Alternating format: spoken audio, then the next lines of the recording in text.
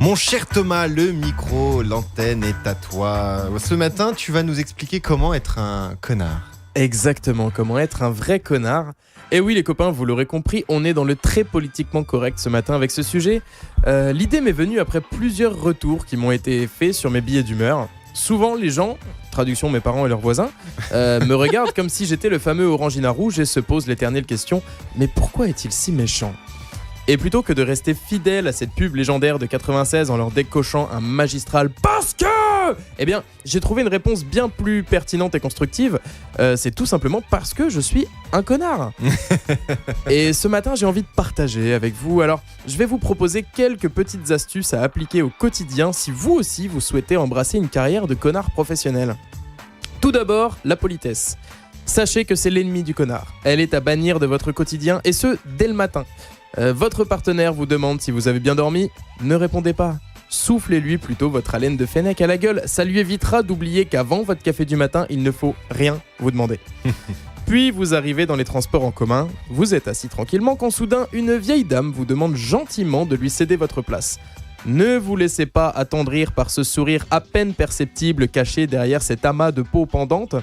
Les personnes âgées sont capables d'une fourberie sans nom pour obtenir ce qu'elles désirent. La réaction la plus simple reste alors les écouteurs à plein volume dans les oreilles.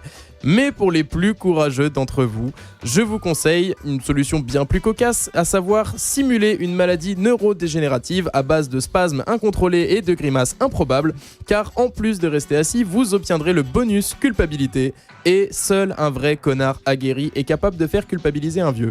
Oh, tu fais le sourd et aveugle. Ça marche aussi, mais c'est beaucoup plus compliqué à animer.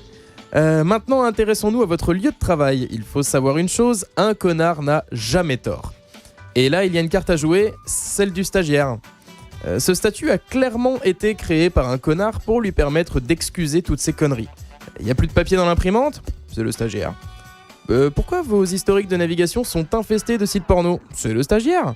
Mais qui a organisé ce concours de lancer de nains ? Le stagiaire.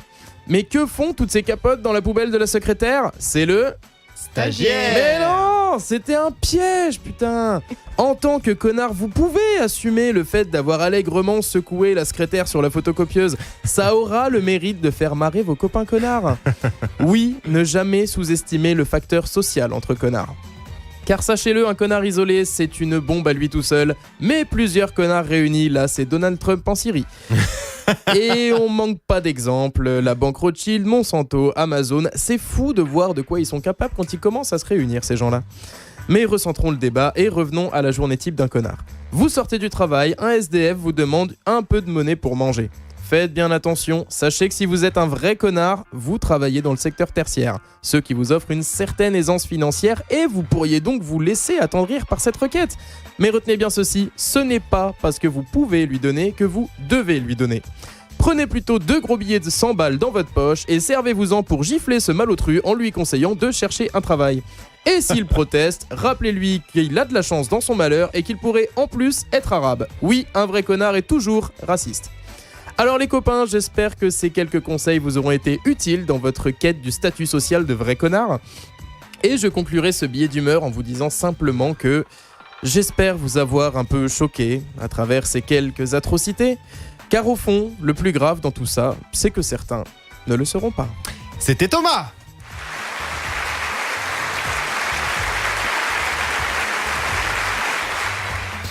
Bon Thomas, où est-ce que tu as trouvé toutes ces idées là ? Tu es entouré de connards ou toi-même en es un ? Je fus enterré de connards.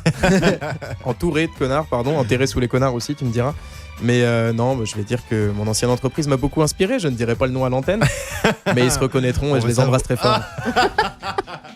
Voilà, le message est passé.